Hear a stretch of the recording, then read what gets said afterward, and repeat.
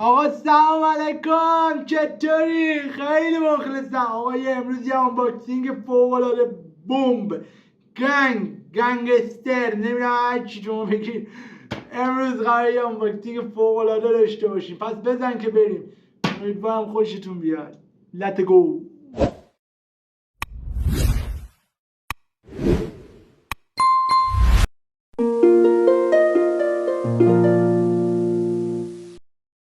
خب از این حرف بزنم که آنباکس امروز یه برند خاص که طرفدار خودشو داره و طرفدارش یعنی 50-50ایه، یعنی 50 نفر 50 درصد طرفدارشن، 50 درصد دیگه حالا طرفدار برندهای دیگه و طرحهای دیگه. و قبل از اینکه باز کنم دیدین یا نه؟ نصفش معلومه.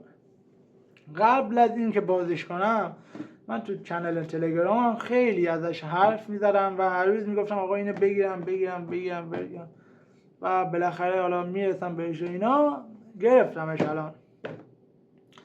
و از اینکه حالا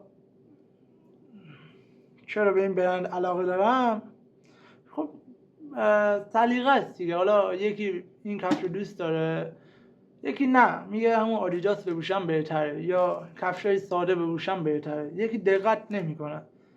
و بنده هم هر دوست دارم، میدونی چی میگم، یکی حالا لباس پوشیدن شلوار پوشیدن دوست داره، من کفش رو.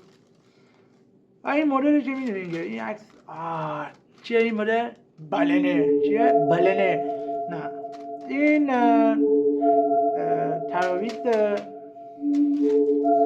و مدل تراویسته. ببخشید الان من قوطی کردم. خب دیگه دقیقا اگه بفهمین من از هیجان لالم گلوم گرفته.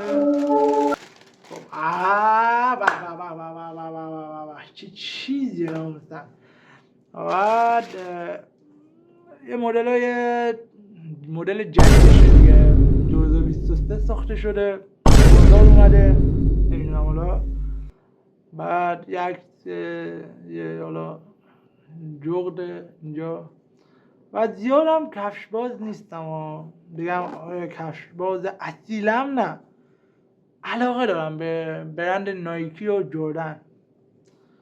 متوجه این که خیلی کفش خوبیه. حالا اونایی که جردن بازن یه کامنت بذارن، کامنت قلب قهوه‌ای. این کفش قهوه‌ای داره، قلب قهوه‌ای بزنین، قلب قهوه‌ای. بعد از نظر من کفش خوبیه. اگه میتونین، اگه علاقه دارین یا اگه